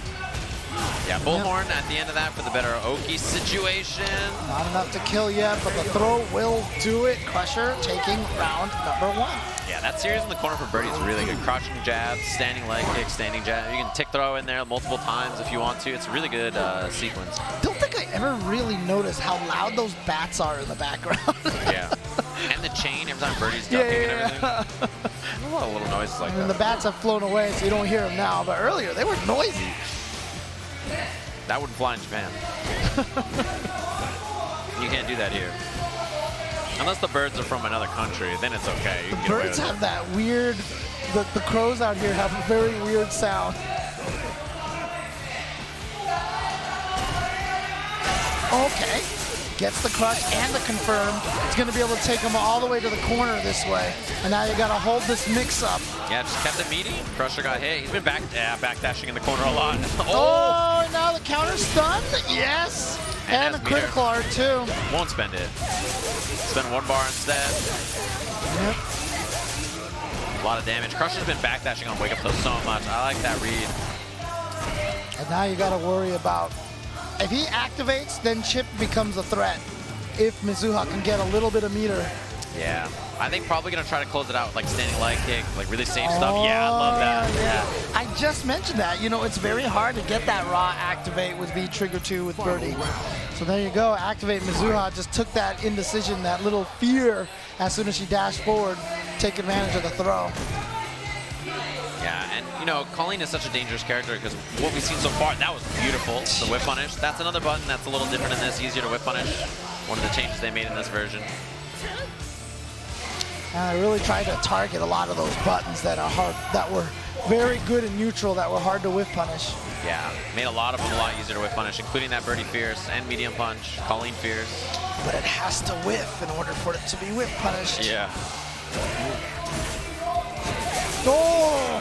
Or you like can it. just don't have to whip punish and just beat out the button completely. Okay. I think he tried to walk back and he's respecting it. Ouch. Yeah, close to being able to chip too. So even if Mizuha activates, yeah, bullheaded, yeah, I was going to say anything will chip there. Really, really hard situation to win. And also Birdie jab is really good. Yeah, all those grapplers, they always have like some of the best jab, crouching light punches in the game, right? Birdie, Zangief. Mika crouching leg kick. Yes. Rashid crouching leg kick. I know he's not a grappler. Round 1. Fight. Wow. You see Mizuha having to walk up and block so far because that's just the matchup against a character like this. You have to be very patient on the ground. I mean, Birdie controls that range so well that that normally characters like, you know, Kolin dominate that range and they feel so comfortable. But Mizuha has to play very careful because of that crouching light punch, because of that standing heavy punch. Yeah, we saw Crusher with the chain cancel too. I thought that was interesting. Yeah, hammering on that heavy punch. Mizuha has not either walked out of range to whip punish it or gone for a jump over it. Found that time to dash in. Had to activate that V trigger to keep himself safe. Here we go. using skating on in for the throw, getting another one. Oh! Yeah, Crusher was waiting it out, not gonna take the bait. Not worried about it. There you go. Like you said, negative. Oh, okay, you know what? You're gonna get good damage off of this. Yeah, not enough to kill, but jumps the command throw. Boy. Big damage here. And in the front.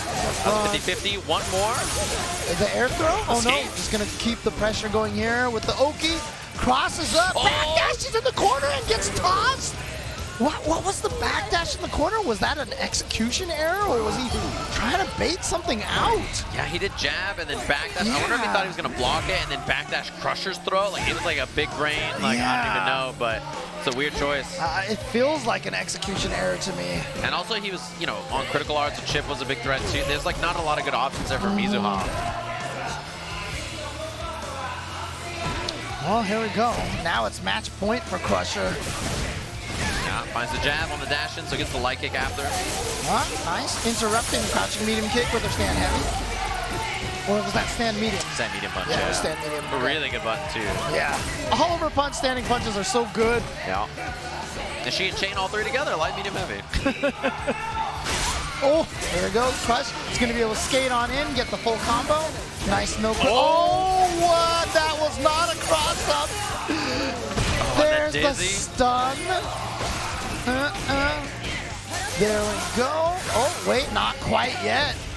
The throw. That was a really, really brutal sequence. As you see Crusher kind of like laughing about it, like, all right, you got me. Oh, building a little bit of meter there. Final game, final round between these two. Mizuha down on resources.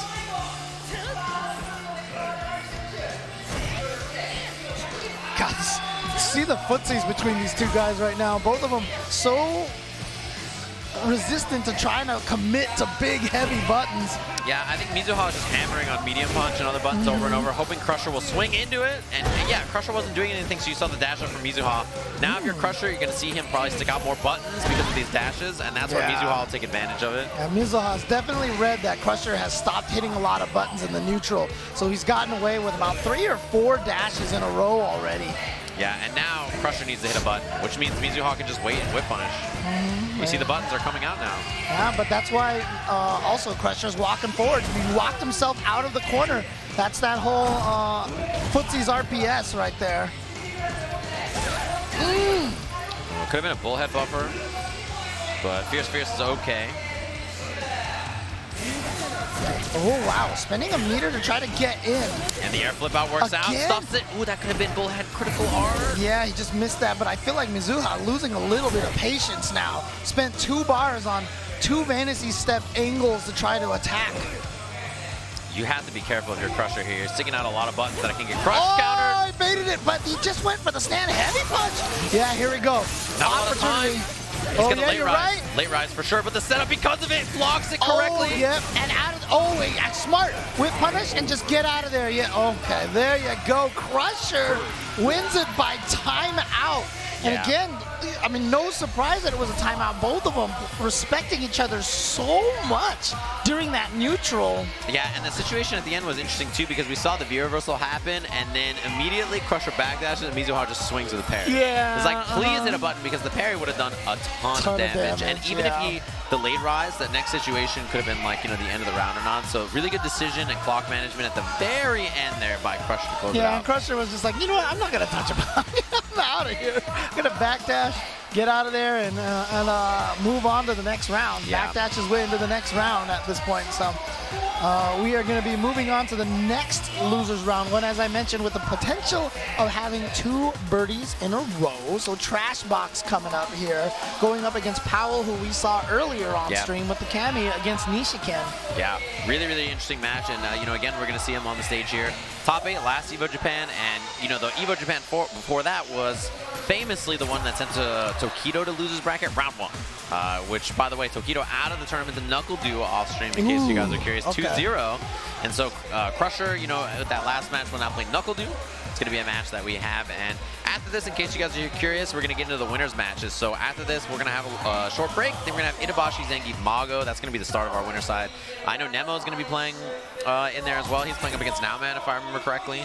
So there's a bunch of winners matches that'll be happening after that. So this will be the last losers one, and then we'll get into the 8 qualifier matches on the top 8 here for EVO Japan 2020. Yeah, gonna find out who's gonna make it into the top 8. Yeah, that's the big one, right? Yep. Start of the year, you gotta start the year strong. You know, new year, new me. What are your resolutions? Make top 8 at Evolution Japan. You gotta try to do it here early and often. You know, get those top 8, start to feel good about this season. So it'll be a big one to win, and you know, there's a lot on the line for winning a big event like EVO Japan at the very beginning of the year. It's just good momentum, you know, just get yourself started and realize that you got everything working, although it does kind of put a little bit of a spotlight on you. For sure. You know, people be like, okay, I gotta get ready for this kind of situation, gotta get ready for this character, this player, etc., etc. Yeah. So I'm excited for this one. Again, Trashbox, as you mentioned, Birdie, Powell, we saw Cammy earlier. Yep. Birdie, They're going to get the characters that we expected. And, you know, this is another one of those situations, again, you know, I think you were about to go in the exact same direction, too. Kolin, you know, has this great footsie game. Cammy, same thing, but Birdie can cause that a little bit of trouble. Obviously, in the previous seasons, it was a lot better. Yeah. But now, but the thing about it is when Cammy gets in, it's very difficult for Birdie. The big advantage Cammy has versus Kolin, there's 2, right? One is the air approach options being available. Changing the dive kick jump arc, of course. The other option that she has is one thing we saw in the last match where, you know, there's a long-range whip punish, and Mizuha tried to do like medium punch and a parabellum, and it didn't combo.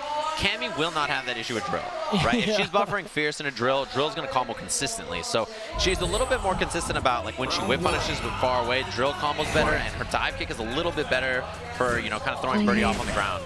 Oh, interesting. Well, good start for Trashbox so far. Already a very different style than Crusher, hitting a lot more buttons. But there's the whip punish that we were talking about, much easier to do. Oh, twice in a row, shimmies. Yeah, I got to throw now. Will he take another throw bait? That's the question. Jump over, armors out. Okay, yeah, gets out of there. And the wake up buttons. Still working on Dizzy. Here's Powell baits him again. Oh man, how many shimmies have we seen from Powell already now? Uppercut? No, doesn't span. Oh, the empty uses that to set up the empty jump. That was genius. Yeah, and you know, Trashbox, we've mentioned many times, #1 on CFN, has a bajillion more points than everybody else. But then again, I mean, this is, you know, it's good to see Powell sticking with this character and still seeing a high-level Cammy here. You know, if the Cammys can get that, that was sick, actually. Jump back, medium punch actually hit cross up there. But, you know, if the Cammys can get that momentum, they can still keep rushing you down like that. Yeah, I mean, she's a really good character still. Oh, the jab out of the air punish? No, just gets the activation. Yeah, forward throw. And now playing really patient here. Trashbox. You know, you see him going to the air because V-trigger dive kick is so good. Nice little walk back. Yeah, and that's why she got that free jump earlier. Was he going to dive kick? No, he's going to save it. Oh! Yep, gone now, and a bad confirm. He thought he had the whip punish. It was a little bit later than he was expecting, and going to get it blocked. Yeah, he blocked the overhead, and I think he expected crouch medium kick, like would reach or combo or punish or something like that, but it didn't. Here's that standing medium kick she has, Cammy. That button's never gotten any worse. The button's still such a good button for her. Nice punish. Off the air flip out. One thing in this game you see a lot is people, you know, going for the air flip outs and then having punishes ready, counter hit. Yes. Powell looks great here. Really controlling the corner, sitting on critical art as well. Oh, wow, yeah, not out of the corner. Not going to let Trashbox escape the corner. Here we go, forward throw. Just needs a couple more hits. Using that EX dive kick to get back in. Not going to be enough to kill. Really hard spot for Trashbox. And so we saw a few times these like backdashes and, you know, setting up whip punishes on the ground. Powell has looked really impressive on the spacing and just knowing those moments. Like, okay, I know in this moment he's looking for an activation point, so I got to get out of there in whatever way I can. I really like that from Powell. The awareness is really high level. Yeah, the point-blank backdashes so far from Powell has been working really well, causing the shimmies, and then that time, as you said, avoid the head button to activate. Yeah. His neutral jumps as well. looking for some big button from Trashbox. And again, the golf swing from Powell is so important in this matchup. That long-range heavy punch buffered into the drill.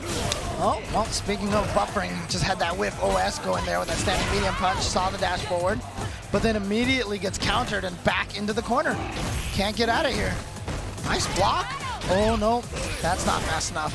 Yeah, keeps thinking he's going to punish the overhead, it looks like, and neither time it's worked. Pretty sure that crouching mini kick is 7, so I don't think... Oh, yeah, it is -7 now, though. Yeah, and also fierce is what I would have expected if you want to try that. And it didn't work last time either. Regular jump. Ooh, no low medium kick confirmed that time. Nice. And here we go. Activate. Gonna get the hit and the follow-up. First round of Trashbox. Yeah, very nicely done for sure. Like really solid defense in the corner, not to take the throw bait after he's been baited like 5 times in this match already. Armor through. Even though the dive kick hit, had already committed to the option. No commitment that time though, and the medium punch finds his mark. Yep, gets the whiff punish and the overhead. I like that he's just doing overhead. He's like, oh, he hasn't punished it so far, and it's giving me free damage. I might as well keep doing it. If he's gonna just make that mistake, just let it happen over and over. That fierce. You got to see some fierces from Powell to whip punish it, I think. He did very early on. We just haven't seen it again, strangely enough. Oh, speaking of whip punishes, that was beautiful from Trashbox. Another one. 2 whip punishes in a row, and you can see Trashbox right now in a mentally strong spot, feeling himself. It's like, I'm in there, I'm in there. I think Powell has been playing very fast, and, you know, I think Trashbox was kind of struggling to keep up with that pace in the first match, and now he's kind of settled in, and he's looking really, really solid at interrupting and stopping a lot of the approach options. So if you're Powell, I think you have to calibrate here and maybe slow things down a little bit. Yeah, well, Powell definitely looking like he's concentrating a little more on the footsies right now. Yeah, you see a lot of walk back crouching medium punch now. That's a button he hasn't used too much. Oh, wow, that was interesting. Just using that V skill to catch the heavy punch. Oh, the air flip out. Boy. Powell was probably expecting to get air flip out and get lucky or get away from a command throw. Moving. I said that it felt like it was all going Trashbox's way, and it certainly looks like that right now. Yeah, Powell on defense did not want to just sit there. Well, big. Well, spends the meter. I think you should there, yeah. But too close for that. Birdie's got a great jab, man. Yeah. Really far. It's -6 on block, so, you know, if they've got a fast-reaching, crouching light punch like that, it's not going to be something that you can use against him. Yeah, right. We haven't seen that much dive kick approach. Oh, he was so afraid to even punish, right? Even with a faster button, too. Nice use of the armor to beat that EX dive kick. Oh, here we go. Finally gets a good punish there, but that wasn't even the overhead. God, the aim that Powell has on that dive kick, catching him in the shins every time. Yeah, I like that we see a little bit more dive kick. It's not an option he's represented that much, but that was, you know, you try to aim so low, he just slightly missed. Takes the activation. Nice. I love the air-to-air, and he caught him out at the start of the dive kick, too. So we lost half of that V-trigger already. Yep, and you can just see chipping away. Powell's getting a little antsy trying to get in now. V reversal, beautifully done. Super safe. Oh, there it is. Trashbox gonna move forward, and unfortunately for Powell, who had the top 8 run last year, not gonna happen this time. He is out of the tournament, out of EVO Japan this year. Yeah, and it was just so impressive. Trashbox literally just sat there and waited for Powell to approach or make some kind of mistake. And once Trashbox saw little things like, oh, you're missing punishes on my crouching fierce or my overhead, started committing to those buttons more because he knew like Powell was not punishing and was giving up damage by doing the drill. And also, even when he did get a punish, he was like, crouching medium punch, should I cancel? And he didn't cancel, and then he was like, oh, wow, I'm going to get away with this again. Sure, I'm just going to keep doing this option. And you know, that's how I felt in between the match when you saw Trashbox's face, the way that he was rubbing his hands, everything. There was just something about that expression. He was like, I figured this out. I've got this. I'm confident. And he played that way and just completely decimated Powell in that last game. Yeah, it was just really one of those situations where like the speed was real fast, and then once he caught onto it, he knew how to just sit there and be like, okay, I'm just going to wait this out and see what happens, counter with everything, and it was extremely well played. Round 1 and game 1 and game 3 were indicative of how that match can go. Either Cammy gets up there, destroys you, or Birdie just keeps you out, outputs you basically. Yeah, so. which is what we saw pretty much every time. So really well played. Looks like we're going to have one more match. We thought we were going to go to a quick break, but we're going to have one of the top... Winners quarterfinals, yeah. Yeah, one of the top 8 qualifiers here. Obviously, 2 players everybody's very familiar with. Itabashi versus Mago. This is the first match. After this will be Nemo Now Man, but that'll be after we take a little break. Yeah, in case you guys are this is a special treat for me too, because I didn't think we were going to get to commentate these guys here, but here it is, Itabashi, Mago, 2 of the strongest players. But here's the question. Here's the question, right? We've reached the new year. Has September Mago disappeared? Has he lost the September power? Yeah. Probably. That's what I'm going with. I mean, his character's a little bit worse, you know. He's actually been playing a lot of Chun-Li. Of course. Mago, not one to shy away from the characters that get the benefits. Yeah, not surprising. I think Chun is good in this version. Good character for Mago as well. There's some matchups where I think he'll probably still want to try Karen or maybe Cammy, but overall, I think this is a good character to play for him for sure. Then, of course, Itabashi Zangief here. Gonna go with either Abigail or Zangief, probably Abigail. Yeah, I'm curious about what character he picks against Mago and what Mago... Oh boy, the handshake. It was vigorous, to say the very least. It was like a very vigorous handshake. I mean, Itabashi's probably shaking his hand. He's like, I don't have to play Nemo, so I will shake your hand. I mean, he might. Like, Nemo's also in the top 8 I mean, winners he's in the same side of bracket right now. If he wins the next match, I think they do play each other next. They will only play if they both make it to winners finals or if they play losers. Okay, so they're kind of on opposite sides of the bracket. Okay. Yeah. Which, like, you know, they could still run into each other. It could still happen in Japan here in front of all this crowd. Oh, really? Mago is going back to Cammy here. Yeah, surprising, actually. I think that this is a matchup I would have expected maybe Chun-Li in, but it looks like he's going to go with Cammy. Ethan sounds like, Cammy? Really? He looks so confused, too. He's like, huh? All right, if you say so. He was probably reading the Chun-Li page on his phone, then looked up and was like, oh my god, I got to go to the other notes. Like, let me go back. Let me look.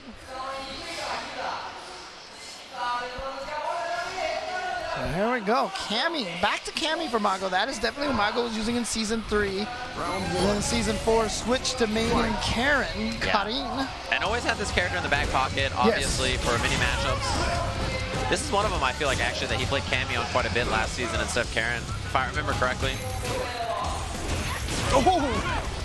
Yeah, that buffer is really good. That Fierce is one of those buttons that's very reliable for Cammy to stick out like that. Yeah, the whiff OS, you just always cancel it at ranges where they're not going to get hit unless they stick their button out.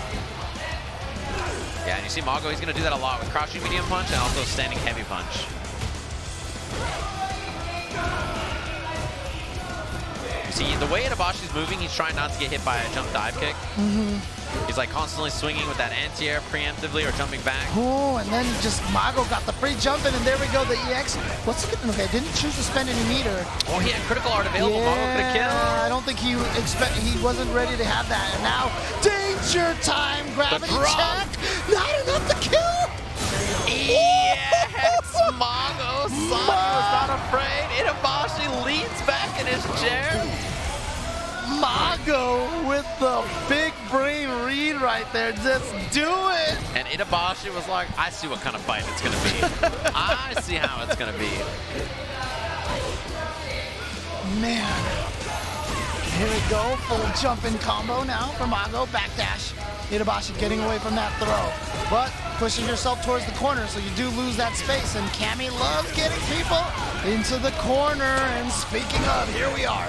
Yeah, backdash in the corner, and Mago goes for a throw after the counter. Oh, nice. Yes, really good option. Also, you get the activation here. Yep. Oh, the cancel to beat it. Who cares about armor? I've got the critical arm. Not enough. Again, Mago with these big brain reads. Oh, here we go. Does not have critical art yet. Yeah, delayed rise. No quick rise, yeah. Just to make sure he doesn't get hit by that. I like the raw activation. Yeah, not enough players do that, and it just makes him such a threat all of a sudden. And you can see how Itabashi is playing so differently because he's scared of that dive kick now. There's not that many good answers to it. Unless you have an invincible anti-air, it's a pretty tough thing to handle. You have to kind of stop playing your game. I mean, he can try to V-skill it perhaps, but, you know. It's risky. Because he can change the timing of when he dive kicks or if he just does a jumping attack. Yeah, or empty jumps. Yeah, but look at this. He's actually gotten it down about 67% now. Only 33% left of that beach. Oh, never mind. Beautifully done. And the thing is, the threat of the dive kick made that dash possible. And time was ticking.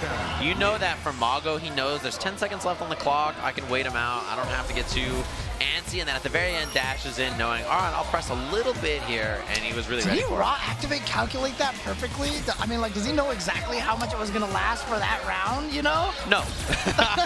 Absolutely not. But it was still a good choice.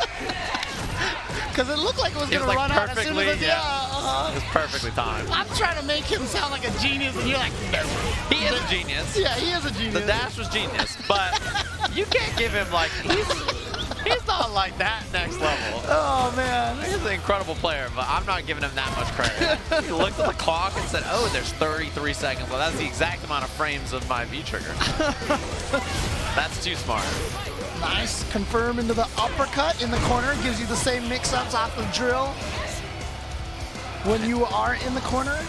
He just backs off, dude. Doesn't play it too over-aggressive or anything. That could have been a whip punish, but he didn't want to commit. Whoa, no uppercut. It really looked like Mago was being aggressive on that. Mago has great anti-air uppercuts, by the way. That's one thing about him, that if he's playing a character with a DP, okay, well, you know what? let it be like that. Maybe he did know the V-trigger, how long it was going to last. That's a punish. Not a great one, but he got the job done. Yeah, now Chip is a danger right now. If he gets, that's it. Actually, doesn't even need that. Yeah, crouching medium kick, uppercut. Even if that was blocked, he could have done critical R for Chip too. So you know, like uppercut, critical R or something. And obviously, if you're Idazan, you would have rather have died that way, get him spend all that resources. But yeah, Mago now at match point and looking really solid. Looks like we're still a little bit in September potentially here. Yeah. I like the character choice from him too. In the corner, great pressure here. Dude, my favorite thing about Cammy throwing Abigail, she has to climb real far. Yeah, she's like special force. It's the corner carry. God. It's so good. He goes so far. I know. That's Tokyo to Chiba right there. Oh, no critical R, not going to spend it there. Wow. Oh my God, kicking on the other side of her head. With the V skill, he has critical R. You can't get antsy with the cancel into V-trigger 2. He's going to critical R it again. Yeah. The throw, Chip is really scary. You cannot block a fierce. If he gets one free jump in, that's it, or even just a... Oh, yeah, that's it. Oh, I thought he was going to do like stand fierce uppercut. Super. Yeah, that'll Chip now.